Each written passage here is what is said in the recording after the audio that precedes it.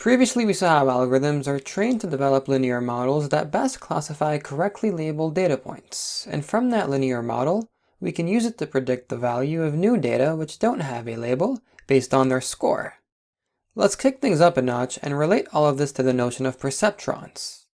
The perceptron is the most basic form of a neural network that takes inspiration from the brain. The brain is a complex information processing device with incredible pattern recognition abilities. It's able to effortlessly process input from its surrounding environment, categorize them, and generate some kind of outputs. Similarly, the perceptron is a basic processing element that also receives input, processes it, and generates an output based on the predictive model. More specifically, this predictive linear model, which was developed based on previously labeled datasets, let's place it inside of a node. Our model node is going to receive two input nodes, the age and blood sugar, x1 and x2 respectively. Suppose we want to predict if someone is diabetic. The person is 30 years old, has blood sugar levels of 3 millimoles per liter. As such, the input node x1 is 30 years old, and the input node x2 is 3 millimoles per liter. Assume the line has the following equation. The perceptron will then plot the point on the graph and check where that point is relative to the linear model. Based on this line's equation, if the person's linear combination is positive, they're going to be plotted below the line and thus output a prediction of 1. Otherwise, if the person's linear combination is negative, they'll be classified above the line and thus output a prediction of 0.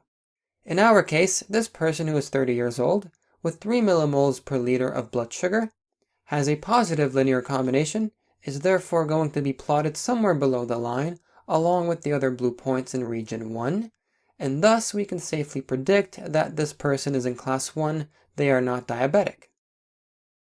Let's reshape our perceptron model and consider the bias as an input as well. Meaning, we'll consider the person's age, the blood sugar, and a bias value of 1. Why 1? Well, if you really think about it, what the first node in the perceptron does is it takes the inputs and multiplies each of them by their respective weights. The age x1 is multiplied by w1, negative 0.1. The blood sugar x2 is multiplied by w2, which would simply be 1. And the bias 1 is simply multiplied by the bias value 14, and then taking the sum to obtain the score.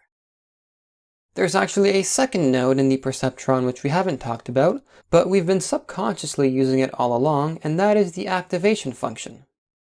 In neural networks, the activation function of a node is what defines the outputs.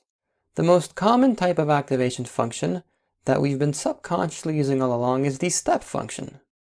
We've established that what the first node does is it takes the linear combination of all these inputs, and now it's the step function which checks the result of our linear combination. If it's positive, the point is below the line and therefore assigned a label of 1. Otherwise, if the score is less than 0, the point is above the line and assigned a label of 0. To recap all of this, our input nodes, whose linear combination is computed, and the model node, whose result is then processed into the activation function, which then predicts the output. All of this makes up our perceptron. Now that we know the basic node composition of a perceptron, let's further expand into perceptron theory before diving into any code.